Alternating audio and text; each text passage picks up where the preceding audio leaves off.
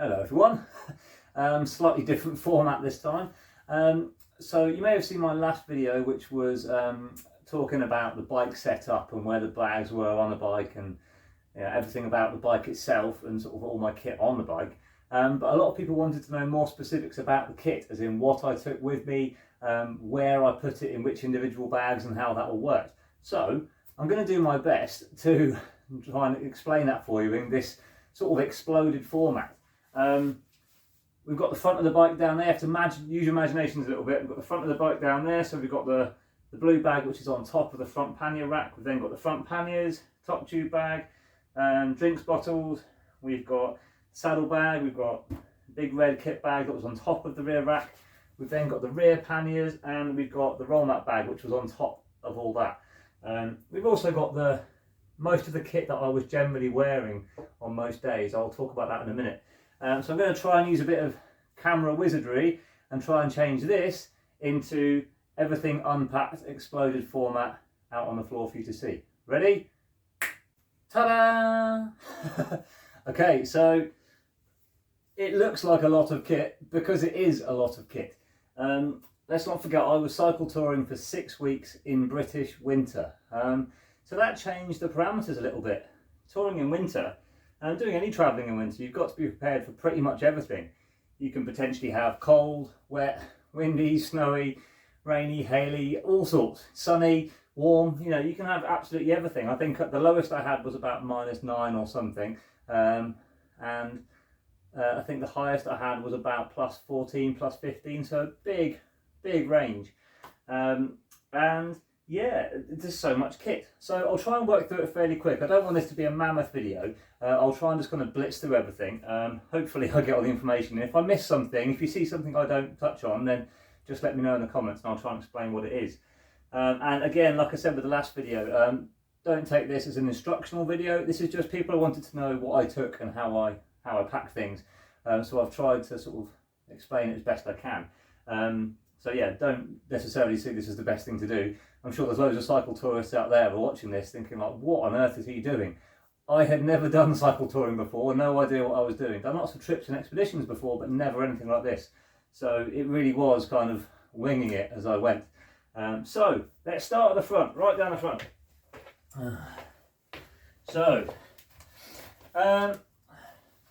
Waterproof jacket. This is a beautiful sprayway reaction jacket, which is made of recycled polyester Gore-Tex. So this is a fantastic piece of kit. I wore this pretty much every day. There was very few occasions where it wasn't either cold or wet.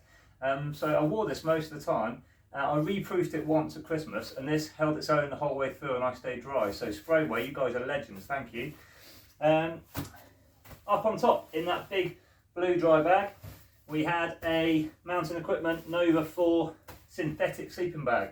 Super warm, even when it's wet. Not too heavy and packs down fairly small for a bag of, a winter bag of this sort of quality. So that was an amazing piece of kit. In there, I also put in, because it kind of packed quite flat and I could tuck it in the dry bag, the only kind of paper things I took with me. I had a fold-out map of the UK so I could mark on where I'd been and sort of keep track of my route.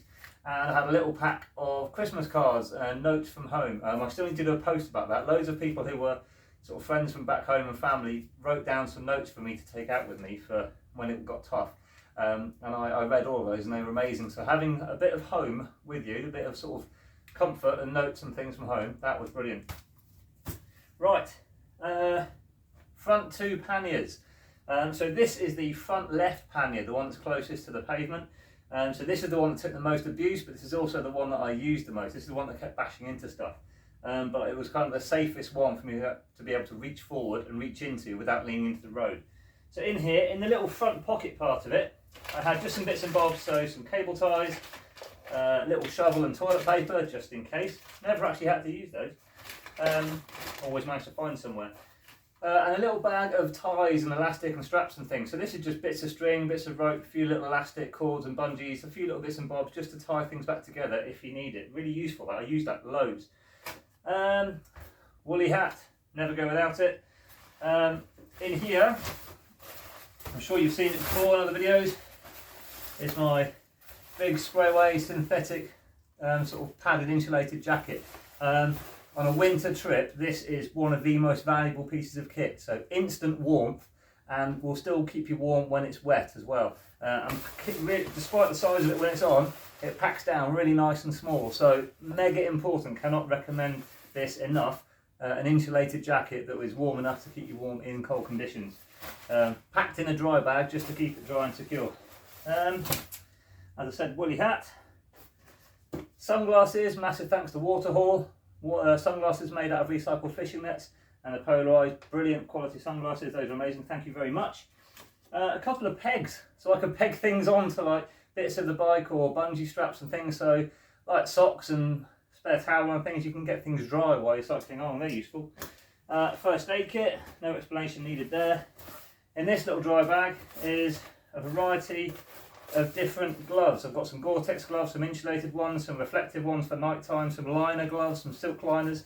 So huge thanks to Trekmates for those, but a variety of gloves. When gloves get wet, they're kind of useless, so you have to have some dry ones, and having a spare supply of a few different gloves, really useful. So that is everything in the front pannier. The only other thing I would put in the front pannier would have occasionally been a little bag of lunch or snacks and things like that. So that would have gone right in the very top, just tucked in, so I could get to quite quickly. And the other side, so this is the front right hand side pannier. So in here we have, I didn't take it out, but in here, pee bottle. You know, think what you like, but when you're in a tent and it's freezing cold, you do not want to be getting out every now and again to go for a wee, especially when you're in there from sort of just as it goes dark around 5 o'clock till 7 in the morning. You don't want to be getting out too much. So a pee bottle, clearly marked with some bright yellow tape. Do not open in other circumstances other than going to the loo. Really, really useful. But obviously when it's empty, it's super light. So putting that at the front, not a bad idea. So I've got brightly coloured dry bags. This is all my spare clothes in this front bag, because they're not actually too heavy. You don't need them too much, they're kind of out of the way. And they pack fairly small. So I've got, as I said, brightly coloured dry bags that you can write on. This one says thermals and shorts. That one's sort of spare daytime clothing, so I've got a spare fleece in there and some spare trousers, and also like a clean t-shirt just to wear on the rest days. Having a spare normal set of clothes was really, really useful, just for walking around town, having a day in a hotel, that sort of thing. Yeah, really, really useful.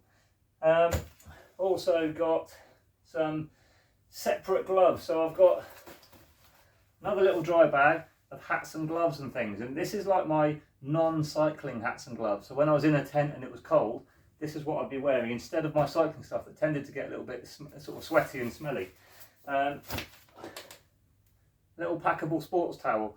Having a fairly okay sized towel, pretty useful, especially when you have a day off or you're in a decent campsite with shower facilities.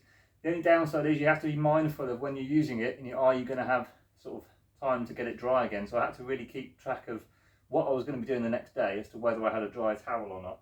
So if you get a towel wet and you can't dry it overnight, you're going to have to carry it wet the next day, so it's a bit heavier. So again, useful. You'll notice that under this kit, big dry bag. So the panniers themselves, the front and the rear ones, were big sort of Keradies cotton canvas panniers. I bought those because they were rugged and tough. They can pretty much take a beating and keep on going. And if you tear them or scuff them, it's not really a problem, as long as the kit inside is in separate dry bags. I went for that over dry bag panniers. You can get lovely shiny dry bag panniers, but as soon as you scuff them or scratch them and get a hole in them, the water's going to find its way in and start filling up from the inside. So I made the decision to go for cotton canvas panniers, and they were absolutely brilliant. As I said, that had a few issues with the clips and buckles, but that's because they were old and I should have thought of that before I went. But the bags themselves, perfect. Top tube bag. So in the top tube bag, just basic essentials you need throughout the day. So I had my wallet as such was just like a little thing, bit like a rail card or a travel pass holder.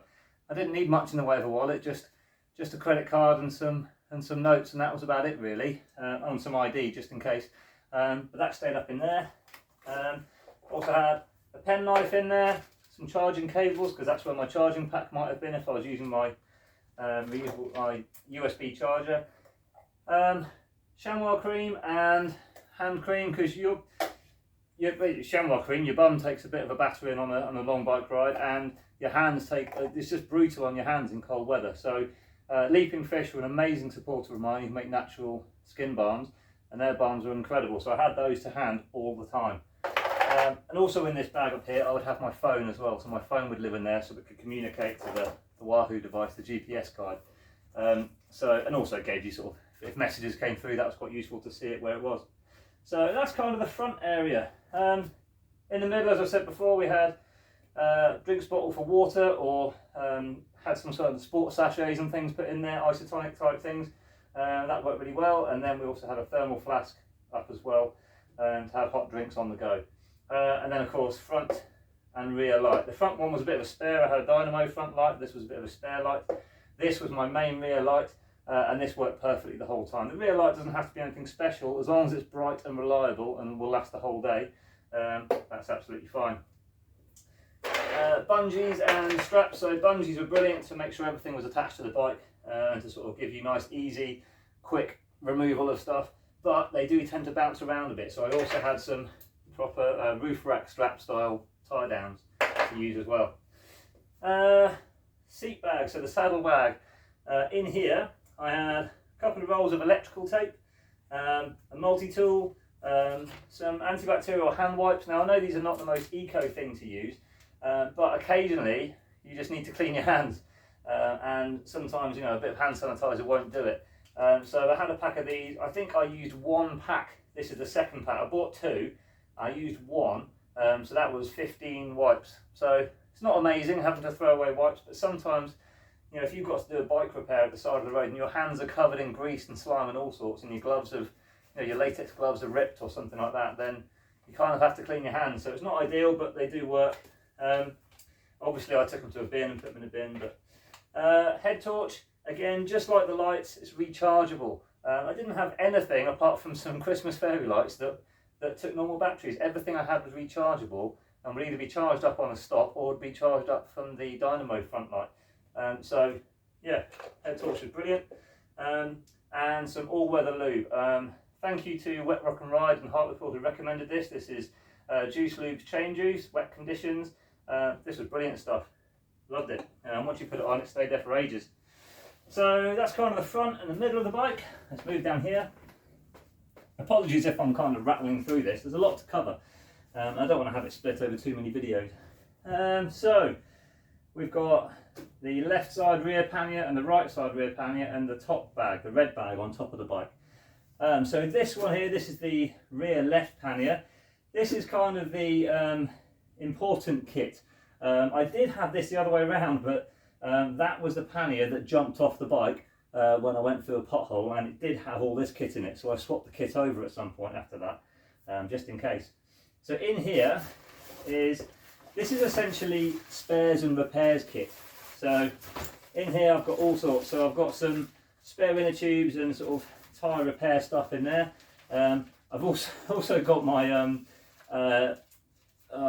medical injections, my emerald injections. So I'm allergic to bees and wasps. Didn't expect to come across any, but I thought I'd take it with me anyway. And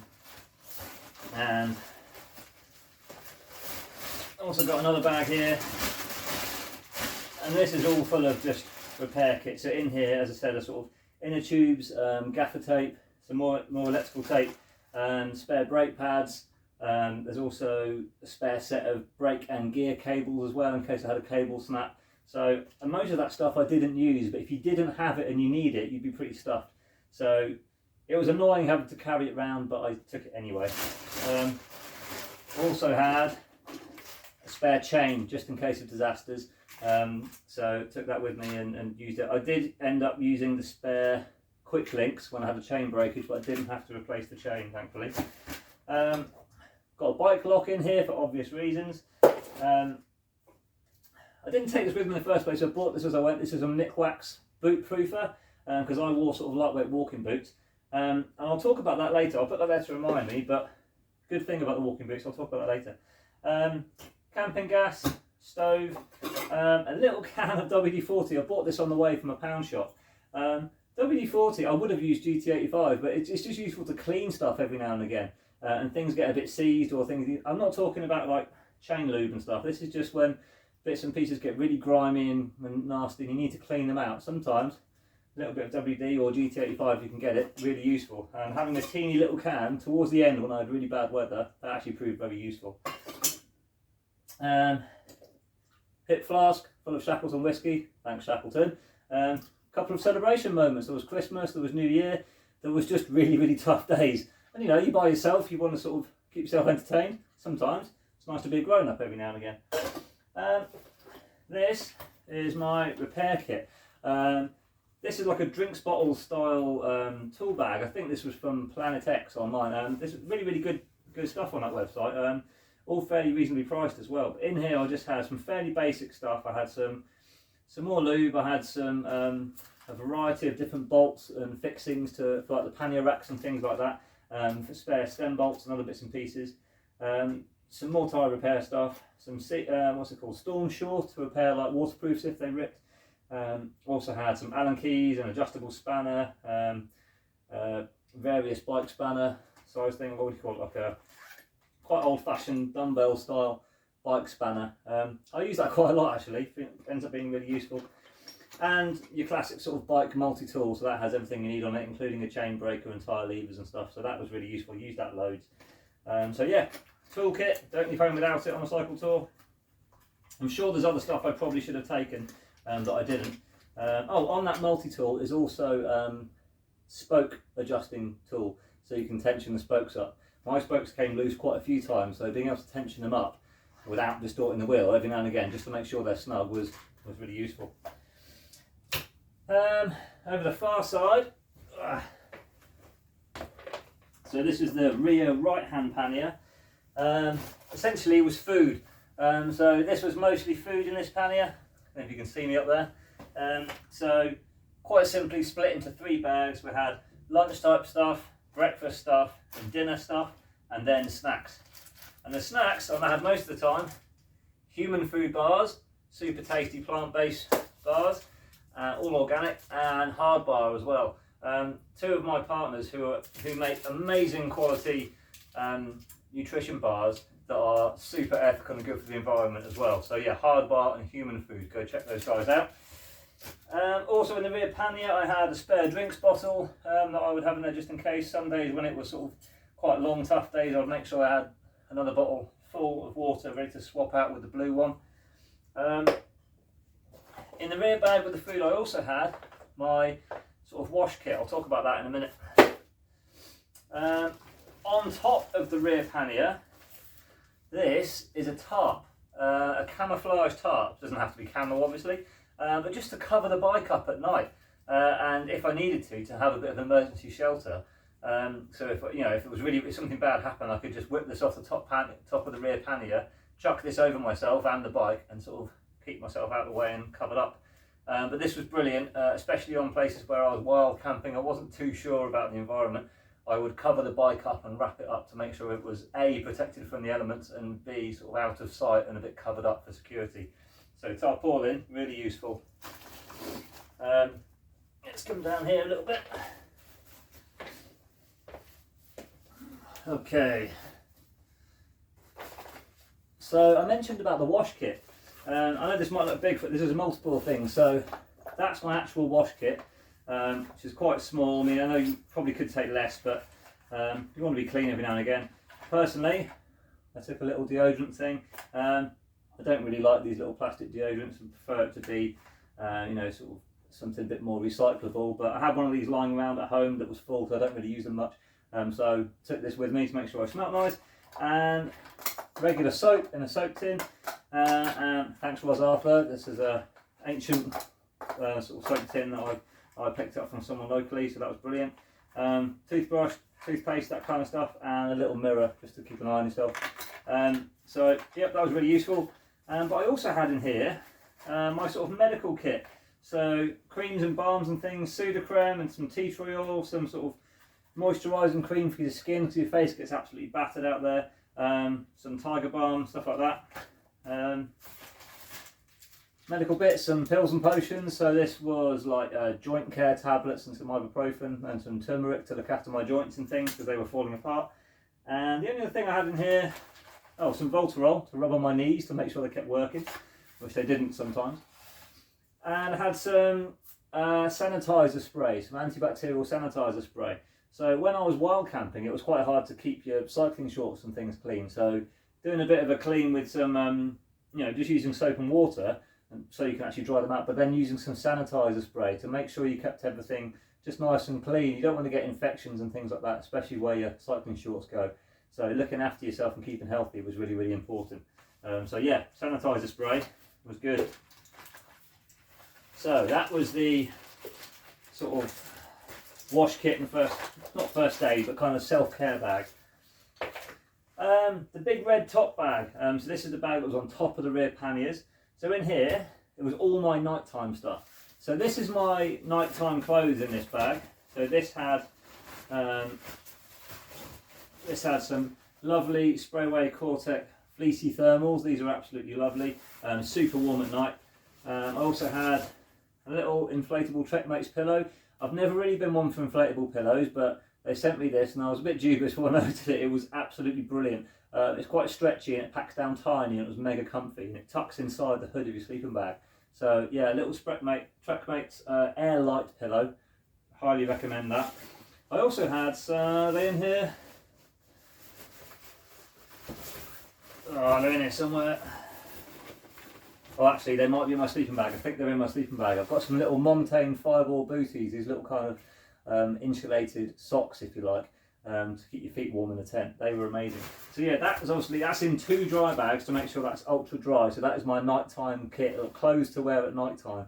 So I made sure, and it does obviously pack down a lot smaller than that.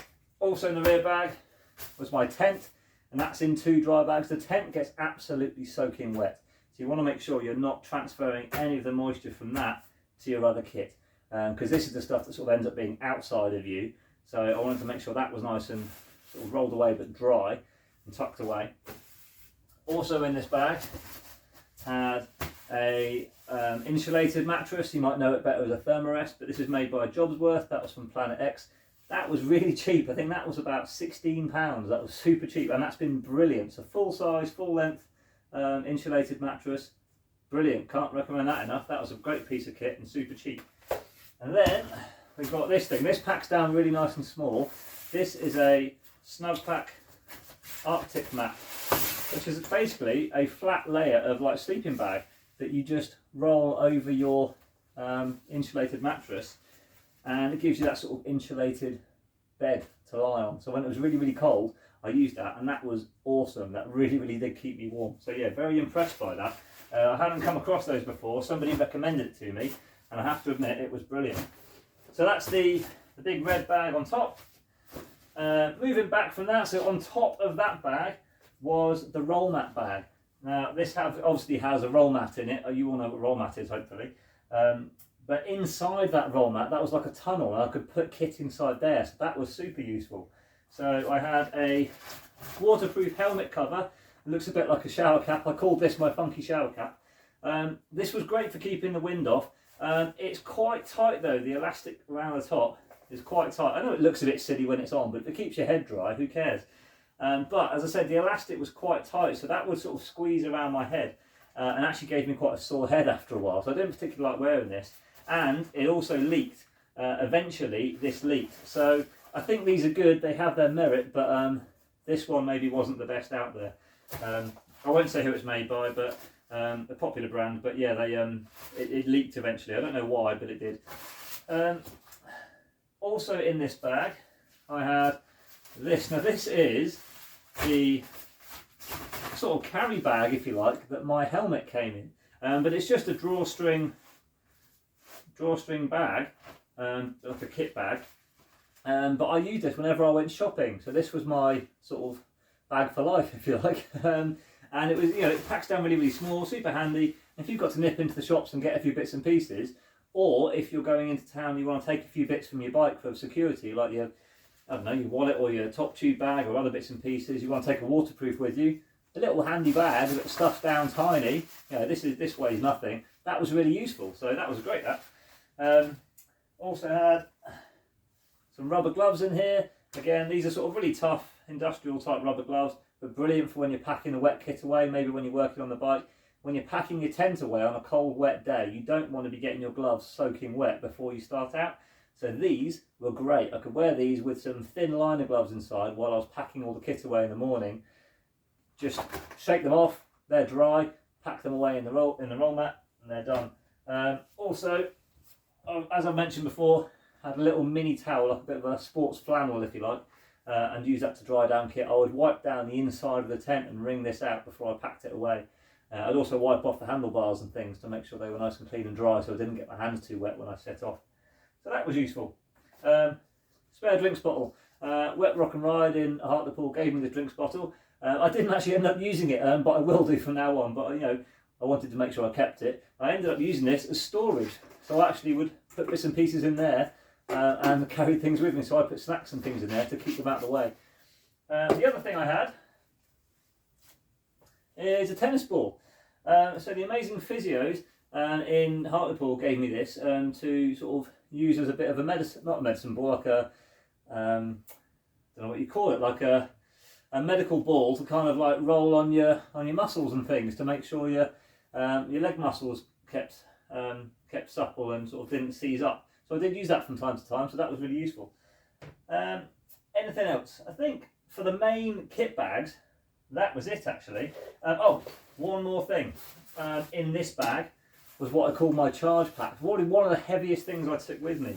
And in this bag, I had 2 Anchor charge packs. Now each of these charge packs can do about 6 mobile phone charges. So my thinking was I'll take 2 of these that were fully charged, and if something went wrong, if I got stranded somewhere a bit remote, I could probably charge everything up. So my phone, my head torch, my lights, my GPS device, my Wahoo, everything could be charged up and used for about a week or so. But I never really got that far remote. I would have done maybe if the weather was better or if I had a bit of a weather window to get north in Scotland. But yeah, one of these probably would have been plenty. I never actually wore one down completely and never needed the other, but having a backup is always useful, but they are quite heavy. So one of those at least was great. In this little pencil case type thing, all my charge cables. So I had a cable for everything that I had, just to make sure I had enough. I also had a USB splitter that would split one USB point into 2, and that combined with a little fold down plug which had 2 USB points on it. That gave me, I could charge 3 things at once from one power point, so that was quite useful. Obviously you can mix and match those cables with different things, but I wanted to make sure I had at least one cable for every device so that I never ended up sort of not cross-contaminating, but sort of accidentally using the wrong charger for the wrong thing. I also made sure I labelled everything, so every cable had a label on it. So when I was really tired and it was a bit dark in the tent and stuff, I didn't get the wrong cable for the wrong thing. So yeah, that worked really well. Also in here, just a few other bits and bobs. I had, what did I have in here? My little fairy lights. I had a little portable speaker in there when I was on rest days. That was quite useful just to chill out a little bit, and some hand sanitizer. But otherwise, that was my charge bag, so I could charge everything up, and that was quite important. And I had that in with my kit stuff. So whenever I was getting into the tent, everything in that bag more or less, so the gas, the stove, the charge bag, all that would just come out and go straight into the tent, and that gave me a little workstation for the night. So that was that. Right. As for what I was wearing during the day, everything along this bottom row, depending what day it was obviously, would be used. So starting as a base layer, cycling shorts. These are funkier cycling shorts, which I ended up finding out were super comfy. You wear these against the skin and you can put chamois cream on them, or you put the cream on yourself and wear those. Yeah, some people say you don't need padded shorts. I would say I sort of tried it with and without, and I would say just for the sake of looking after yourself, go for the padded shorts. Having 2 really decent pairs would have probably been good. I had one, this pair, really good pair, and I had one okay pair. I ended up just washing and repeating the good pair. I would say spend your money wisely. If you've got lots of money to spend on something, spend some of it on a really good pair of cycling shorts. These are about 30 quid. You can get some that are more, but they were very good, and I'm really glad I had them. So they were sort of obviously the very base layer. I then had some Sprayway Merino wool thermals. I did have some other sort of synthetic thermals as well. When it was really, really cold, these were good. But these were also not too bad in the warm as well, so they were sort of quite good for all conditions. But when it was really the much warmer days, I wore the sort of nylon stuff just because it was a bit thinner. But these were great in most conditions. And then, contrary to popular opinion, after my cycling shorts and thermals, I then on the bottom I then just had waterproof trousers, just regular walking waterproof trousers. These are Sprayway ones. I can't remember what they're called though. These were brilliant, absolutely brilliant. I can't remember I might be able to find it. Hold on. Hydrolite pants. So these are Sprayway Hydrolite pants, and these were absolutely fantastic. Considering I wore these on the saddle every day for the entire journey for 40 days, they are perfectly in one piece. None of the seams have come undone. They're still waterproof, and they were super comfy the whole time. They also have zips that go right up to the hip as well, so you can vent them out. You can get them on easier over boots and things. So they were absolutely fantastic. I did reproof them over Christmas, but otherwise I think they are perfect. Really, really recommend those, and they're a bit stretchy as well, which is good. Then again, contrary to popular cycling folklore, I had gaiters. These are Trekmate's gaiters, which I wore obviously over my boots but underneath the waterproof trousers, and I wore those every single day whatever the conditions, and the reason was they're breathable, so they didn't get too hot, but also they effectively turned my walking boots, or my sort of lightweight boots, they effectively turned those into a pair of wellies. So you've got like your flexible walking boots with gaiters over the top underneath waterproof trousers. And as I said before, I did pick up some Nick Wax boot sort of protector or waterproofer about halfway round, just to make sure my boots were okay. And this is something I'm really proud of. I had dry feet for the entire trip. Bear in mind I went through Storm Arwen, Storm Barra, entire 24-hour periods of rain, hail, snow, mud, everything. Absolutely every possible sort of form of wet weather. And I did not get wet feet once. I'm really quite proud of that. If I hadn't got wet feet, that would have been a nightmare to try and dry. But the boots were waterproof, the gaiters were waterproof, the waterproof trousers were waterproof, and sealing yourself in and going through the sort of patience and having the practice to actually sort of take the time to seal yourself in and not get wet, that really, really paid off. So I'm quite pleased that worked out well. As I said, I wore flexible walking boots, and I was quite glad I did, because I had to have something that coped with everything. It wasn't just cycling. I was walking, I was getting off and pushing, I was camping, I was doing all sorts. I was walking around town at some points. So normal cycling shoes just wouldn't have been alright, neither would trainers. I needed something that was quite rugged, quite tough, and waterproof as well. So they were great. I also had a mixture of warm tops. I had like a hooded fleece thing I would wear, and I also had this. This is like a sort of pile lined Pertex jacket. It's actually made by Rab. It's very old. This is called a vaporized top. I've had this for years and years and years, but it's warm and it's windproof as well. I quite often wear this, or I would just have my thermal top and my Sprayway Reaction waterproof over the top of that, and that was a really good combination as well. This was more if it got really, really cold. If I had a really, really cold lunch stop, I would often chuck this on under my waterproof, wear it for about half an hour till I warmed up, and then take it off again, otherwise it was just too hot. But that was great. Also packs down tiny as well.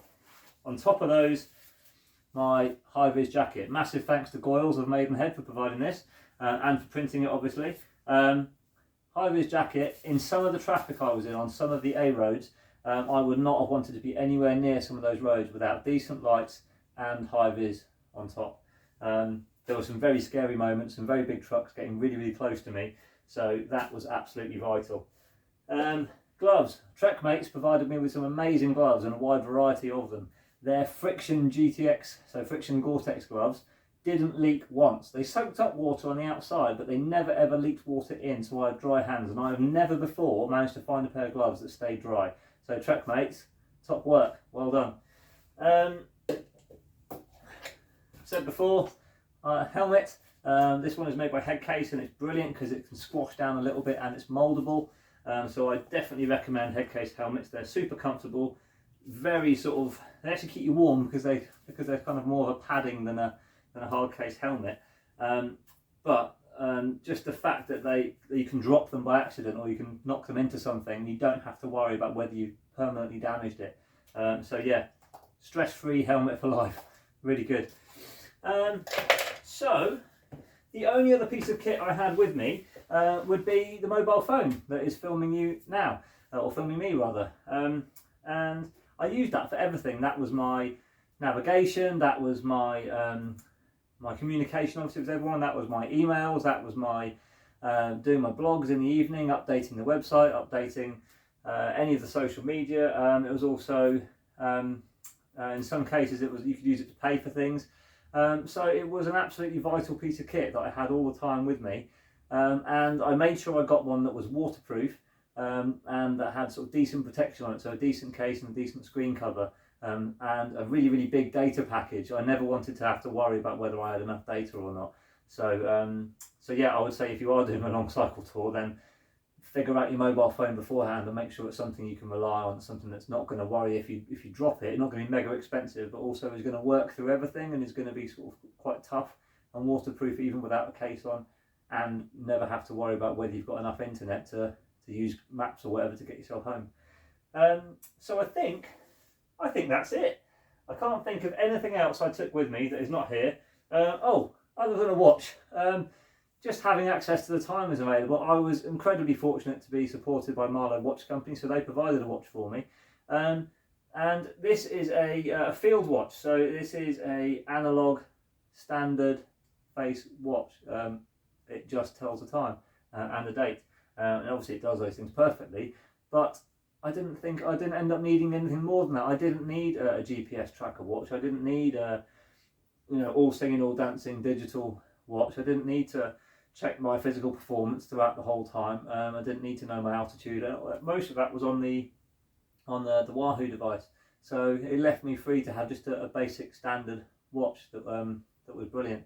So a huge thanks to Marlow for supporting and for giving me the watch. So it was actually lovely to have something that was a bit more traditional, surrounded by all this kind of technical kit. So I think that is it. Cannot think of anything else that I had with me that I've not mentioned or not talked about, other than, where is it? Don't know where it is. Somewhere. Aha! Here it is. I left it over here. Soap. I took real soap with me, which was provided by Driftwood Shaper. Absolutely lovely to have sort of nice smelling, decent soap, and it's reusable as well. You don't have to worry about throwing away a plastic container afterwards.